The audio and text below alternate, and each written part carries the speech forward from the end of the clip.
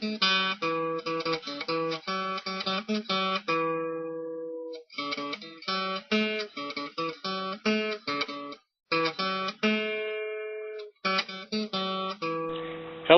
welcome back to Pine Meadows Hobby Farm. I am your host, Jerry Hansen. Hey, I want to extend a thank you out to you, all you YouTubers who post your videos on YouTube and demonstrate how you guys are doing the things on your homestead so the rest of us can glean the information, your trials, your triumphs that you've been posting and what works for you, what doesn't work for you. I really appreciate all of you YouTubers who post this information on YouTube so the rest of the world can glean from your wisdom and help us achieve success in our little endeavors. Today, my new project here on Pine Meadows Hobby Farm is building a rabbitry. I've been raising rabbits for approximately 5 years now, but on a small scale. This is one of my rabbit cages, my first rabbit cage initially that I had paid my neighbor to build for me, because frankly I didn't have the time to build myself. I was busy with college, I was busy with working full time, and so I had just given him the money. He was unemployed, so he needed the funds, and I had the material, and so I gave him a drawing of what I wanted, and he built this for me, and he did a wonderful job. But this is a little bit too small, maybe a little bit outdated. I might use this just for the bucks in the future, but as I've been acquiring material, free material that people are giving me, I'm just keeping my eyes and ears peeled, looking for opportunities to pick up free material. I'm collecting it, and this is my collection of free material that I've been able to grab so far. These beams came from it was a garage that's over 100 years old. A friend of ours who lives down in town, her neighbor was tearing down his old garage, and I was able to go out and pick out some pieces that I could repurpose, and I'm going to use these for the main framework of the rabbitry. I also, coincidentally, another friend of hers, her husband had passed away, and he had a bunch of stuff that he had collected on his 3-acre parcel. She had to move out of the 3-bedroom house, and she had to clean all the stuff up and get rid of all of his stuff to downsize. And so what she couldn't sell, she asked that I come over and pick up whatever I could use for the homestead here as we're developing it. Now, we've had the farm for probably a year and a half now, and we're just going project by project and as we could afford it, and again looking for opportunities to be able to glean items that we can pick up and repurpose. Here's some more boards that I've repurposed or that I was able to pick up from her. I was able to pick up these rabbit cages from her. She apparently, or her husband apparently was getting ready to get into rabbits, but of course that didn't come to fruition. So I ended up picking up the cages. I will be modifying those cages a bit and breaking them down into single cage units. I also got these rolls of hardware cloth or wire to be able to help me with that function. I think the only thing I'll be able to have to buy is the J-clips to redo these rabbit cages.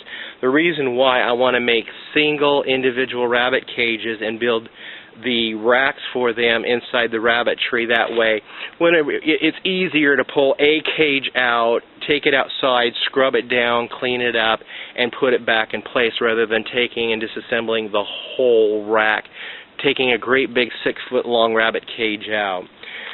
You'll see from these drawings that I'm showing you right now that the rabbitry I've designed is approximately 6 foot wide by 6 foot deep, and it's going to be about 6 foot high, probably 7 foot at the peak. I got this door given to me, so that will be the main entry door. I got a door identical to that, which is on the barn here at Pine Meadows Hobby Farm. You'll probably recognize the style of the door. They are metal. Exterior doors are 3 feet wide.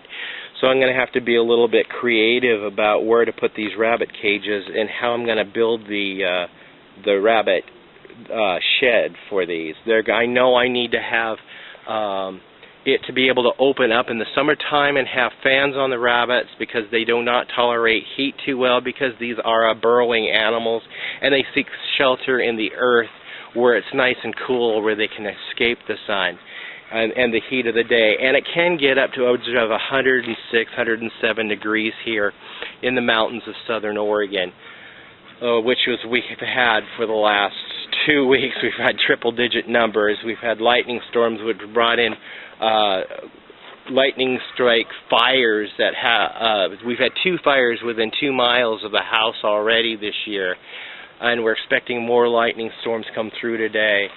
But anyway, that aside, back to the Rabbitry. This is the floor in which I am standing on. It's a 6-foot by 6-foot made out of pavers, 8-inch by 16-inch, 4-inch wide or thick pavers, and the big pavers are 16-inch by 16-inch by 4-inch pavers. These are left over from setting up the double-wide manufactured home that I bought and put together. Of course, all the blocks on them I was able to glean from the existing remnants of a manufactured home that were here on site. I was able to collect a lot of that and salvage all those support blocks, as well as all the support blocks that the house originally sat on when I purchased the house. I ended up having to knock out the foundation and then taking away all the cement blocks, storing them, and then reusing them. So these blocks are recycled or repurposed, and so I'm going to use these for the floor of my Rabbitry. I have them in now. I still got a little bit of leveling and digging to do up here. The door will face west. The sides of the Rabbitry will go, this will be south exposure. This will be the northern exposure, and this exposure goes against my mountain, which is a western exposure. I've got it designed back to the drawings where the sides will louver up, and I'll show you the material that I got for my side. It's this fiberglass corrugated roofing material that I'll be using. It'll allow the natural light in. It'll protect them from the cold wind during the winter, and it'll shade them from the sun during the summer. Of course, the sides will be all screened off to keep the bugs out, to keep from pestering them. Trying to keep them, give them a nice shady area to live and breed. These 2 cages are stackable. I'll probably end up taking those apart and breaking them down to individual cages. That's about the size of cage I'll be making throughout the Rabbitry. A friend of mine, actually the lady who I bought the house from, she gave those to me. She wasn't going to use them, so I got those for free. So I've got all my cages and the caging wire for free, and I'll make do with what I got and start out with this. It'll give me approximately 6, 7, 8, 10 cages, and I think that'll be enough. In addition to the 2 I have in my rabbit hutch, which is another 2, so I'll have 12 areas to raise rabbits. I'll be raising primarily New Zealand's. This is a New Zealand red that I already have. My buck had passed away. I don't know what from. I just noticed he started getting weaker. I tried giving him some antibiotics and diatomaceous earth to help with whatever was going on, and that didn't seem to, he just got weaker and weaker and scrawnier and eventually passed away. So I'm going to have to get me a couple more bucks. I want a white New Zealand, and I want another red New Zealand, and then I want a couple of white does. And so this is the start.